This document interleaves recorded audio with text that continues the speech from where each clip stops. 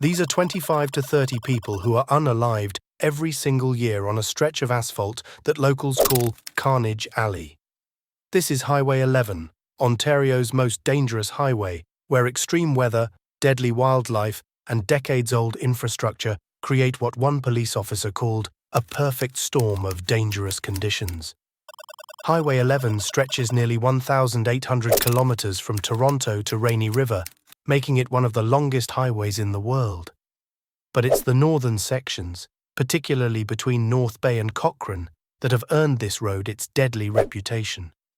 While most Ontarians cruise along multi-lane 400 series highways with divided medians and modern safety features, Highway 11 remains a two-lane death trap for most of its length, with limited passing opportunities and no median barriers to prevent head-on collisions. The numbers paint a grim picture.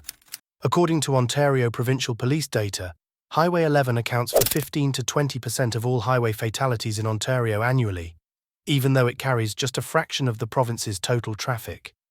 Head-on collisions alone account for 35% of fatal crashes on this highway. During winter months, accident rates spike by up to 40%. Think about that for a moment.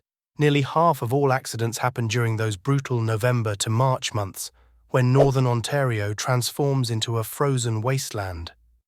But weather is just one piece of this deadly puzzle.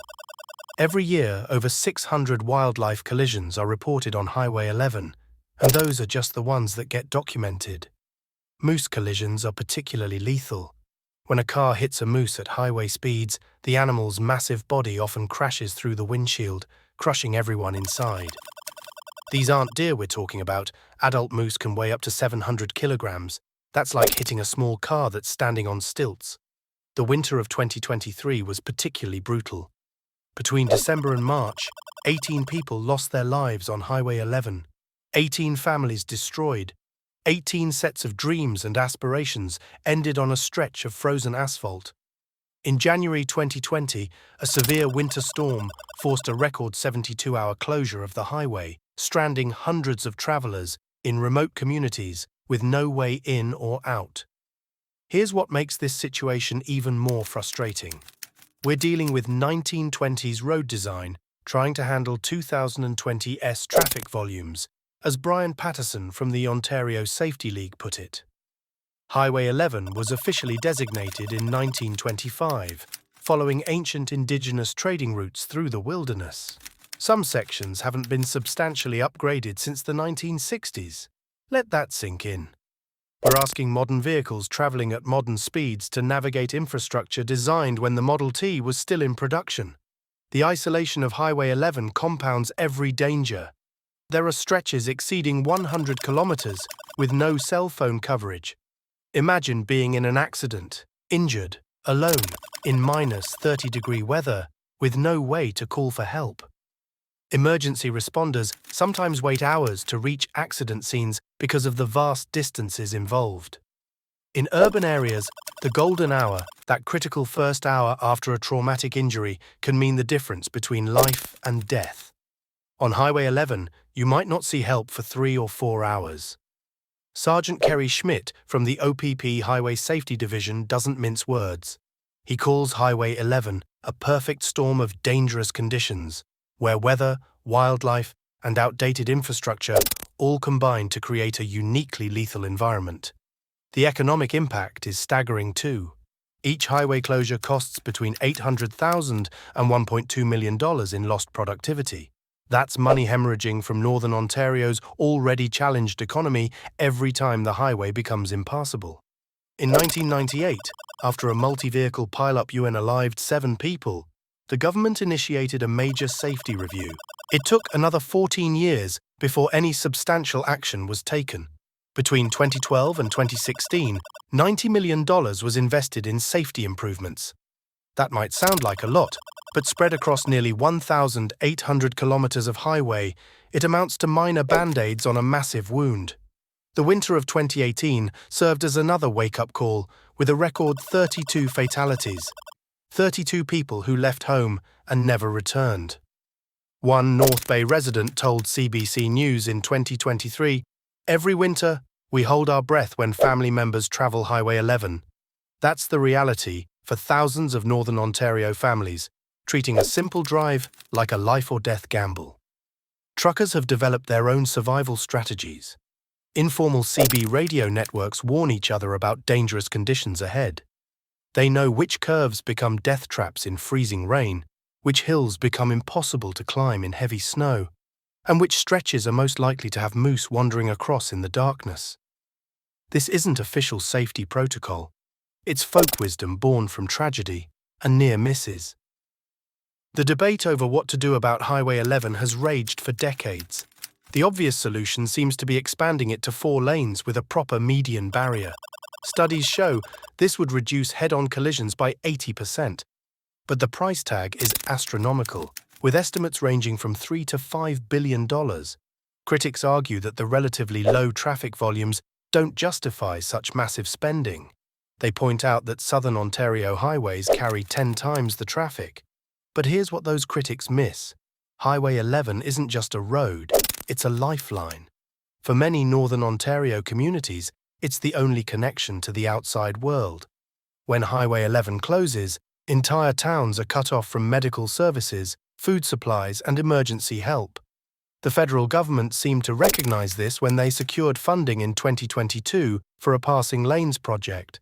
15 new passing lanes are currently under construction, which should help reduce the dangerous passing attempts that lead to so many head-on collisions. Indigenous communities along the route have their own concerns. Highway 11 cuts through traditional territories, and any major expansion would mean further disruption to their lands. They're calling for meaningful consultation on any changes, wanting to ensure their voices are heard in decisions that affect their communities. It's a complex balance between safety improvements and respecting Indigenous rights and environmental concerns. The 2024 improvements show promise, even if they fall short of a complete solution. Smart highway technology is being installed, with weather monitoring systems that can warn drivers of dangerous conditions ahead. New wildlife corridors with overpasses are being tested to reduce animal collisions. And here's something crucial. Satellite emergency phones are being installed every 20 kilometers, finally addressing the communication dead zones that have cost lives. Variable speed limits based on weather conditions are being implemented in the most dangerous sections. Enhanced snow clearing protocols with GPS tracking ensure plows can be dispatched more efficiently. These are good steps, but as one advocate from the growing Fix Highway 11 movement said, "We're putting premium band-aids on a wound that needs surgery." The human cost of Highway 11's dangers can't be measured in statistics alone. These are real people, mothers, fathers, children, friends, whose lives ended violently on a highway that we've known is dangerous for decades. Every winter, families across Northern Ontario play a horrible lottery, hoping their loved ones won't become another statistic on Carnage Alley. Caroline Mulroney, during her time as Ontario's Minister of Transportation from 2018 to 2022, acknowledged the challenges, but stopped short of committing to the comprehensive upgrades many believe are necessary. The political will seems to ebb and flow with the headlines. After each particularly deadly winter, there's talk of major improvements. As the snow melts and the news cycle moves on, so does the urgency. What makes this particularly galling is that we know how to build safe highways. The 400 series highways in Southern Ontario are among the safest in North America. We have the engineering knowledge, the technology, and the expertise. What we lack is the willingness to invest in Northern Ontario's safety the way we invest in Southern Ontario's convenience. Highway 11 remains a stark reminder of the two-tier system that exists in Ontario. In the south, highways are expanded and improved to shave minutes off commute times. In the north, people are dying on outdated roads while waiting for basic safety improvements. It's a disparity that speaks volumes about our provincial priorities.